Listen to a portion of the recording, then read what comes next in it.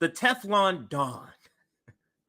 Trump is just showing that he, like everything they throw at him, the 91 charges, just everything that they throw at this guy is just not working. And then this clip I'm going to show you also sort of solidifies that, where they tried 40 different things in Iowa to try to break the stranglehold of Donald Trump, and it backfires. Let's listen to this short segment on The Lead with Jake Tapper in this roundtable when they talk about that here. Every debate stage, how do you make up for that, knowing that there is a limited pool of voters that you have to appeal to? Kristen, I read this story and I immediately wanted to know what you thought about it. So there's this conservative anti-Trump group called the Political Action Committee, Win It Back. I think David McIntosh. Yeah, from Club for Growth, yeah. So Club for Growth. It spent $6 million in Iowa and South Carolina to try to... So let's understand, this is just a side point here. This guy on the far right, this guy, he was a lobbyist for the train company that derailed in Palestine, East Palestine. Why is he here? We never can bring on communists. We never can bring on anarchists and give them the respect to be on a panel like this for their opinion. But we can bring on lobbyists for the rail company that spilled all those chemical toxins in East Palestine. Just despicable. But anyway, that's just a side note. All right, here we go. From Club for Growth, yeah. So Club for Growth. It spent $6 million in Iowa and South Carolina to try to damage Trump's standing with $6 million. Ads such as this one. Let's watch. I would have to say that Donald Trump did a great job. I always supported him. I supported him in the 16 and I supported him in the 20 election. But I didn't like his response to COVID. I thought he probably got led a little. They think that producing an ad targeting Republicans, and it's a good idea to mention, I didn't like Donald Trump because of COVID. Is this a Democrat running his ad? Because he said this is a Republican organization that's putting this ad out. They don't know that that's a winning topic from the conservative point of view. They don't know that. It's bizarre that they would pick this as a, we're going after Trump, trying to get people to lose faith in Trump. You're not going to lose faith, or his constituency is not going to lose faith in him by you arguing that he's against COVID. Like, that's not going to be, or he didn't have a good enough response to COVID. That's not going to be a good selling point. But let's get back to the ad. A little bit by the bureaucrats. So that's one approach. You know, and that's kind of like an approach that DeSantis has taken. Oh, he followed Fauci down, blah, blah, blah. They've tried a whole bunch of different approaches to go after him, trying to appeal to Republicans, trying to appeal to conservatives.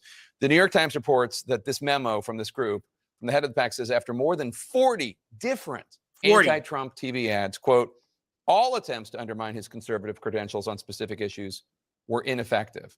And in fact, in at least one of them, his popularity went up. The Teflon Don. And I only find this funny because I'm not a fan of Trump. I only find it funny because this is the deterioration of their influence in media. Like, you could do 91 charges, you can do all this stuff, and they have lost the narrative control. What they say isn't the gospel anymore, and they're in a state of shock. But let's finish out this segment so we can get to the 9 other segments I got. So $6 million is a lot of money, and it's not working at all. Attempts to persuade Republican voters that Donald Trump is not conservative and therefore you shouldn't vote for him have been dead on arrival. The one message that had a chance to work was right after the midterms, saying, just like in that ad, start off with the guy who says, I like Donald Trump. I'm not hostile to Trump voters. I am a Trump voter. But I'm worried he's not the guy to win in 2024. Yeah. And there was a window when that could have worked. But now there are enough polls showing Trump and Biden neck and neck. That window's open. Now, you see what she says. There was a window where that wouldn't work, that could have worked. And the reason I stopped it here is because this is a window into strategy. She's saying that would have worked back then, but now having these polls that prove the opposite. Because what do they always say? Joe Biden is the only one that has beaten Trump. Joe Biden is the only one that's beaten Trump. And Joe Biden is the only one that's beaten Trump. if Joe Biden can beat Trump so easily, why wouldn't you want him as an opponent? Mainstream media and cable news.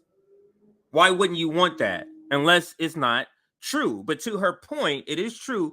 Since they waited too long, it's a moot point. What are you going to say? It's a moot point because there's several polls that come out that's not only showing that Donald Trump is beating him, it's showing just on his own merit, Joe Biden is being dragged by the American population on the economy, inflation, and a host of other items. So essentially, Bidenomics has failed. So I think that the message that could have worked, that Kristen points out correctly, is the loser. You're a loser. You lost in 18. We got killed in the midterms. You lost in 20. You lost in 22 and 22.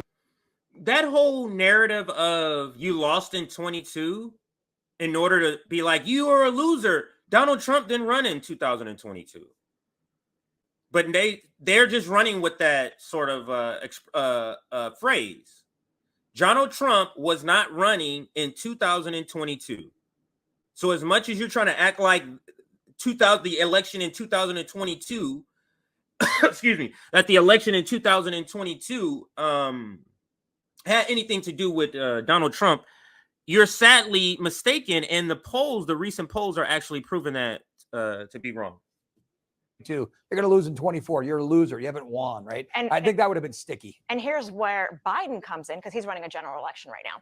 And he jumps in Arizona at the McCain Institute, talking about his relationship with a stalwart Republican, how they used to work democracy of old together. And he's selling a message. Do they not know that the vast majority, like Republicans, didn't like John McCain?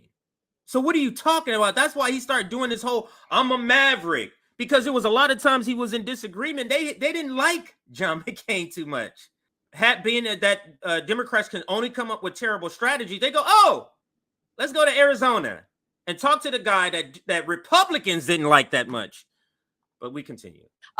He won, and America's democracy is under threat. Every time somebody comes under indictment or decides to cut a plea deal, that is something that appeals not only to Democrats, but also to the vast majority of Americans, nearly 50%, who do not identify with a political party. Meanwhile, Lonnie, I want to bring in the fact that Mediaite is reporting that Robert F. Kennedy We're going to Jr., get to this who was story. running against President Biden in the Democratic primary, he is now considering running as an independent. Yeah. What do you think? Do you think that actually could have an effect? And would he hurt Biden or might he hurt Trump? Well, we're more likely to have probably a 3 or 4 way race. Now, since RFK has announced, has been, I would say this is the top discussion around, besides him just saying, hey, he's running independent. Just like, hey, he's running independent, who's he going to pull from? And I have an interesting theory. I'm going to talk about it when we get to that segment, which is next, the RFK segment. Since they're talking about it here, I feel like, hey, let's just bleed into the RFK segment, since they're kind of alluding to it here at the end of this segment on CNN.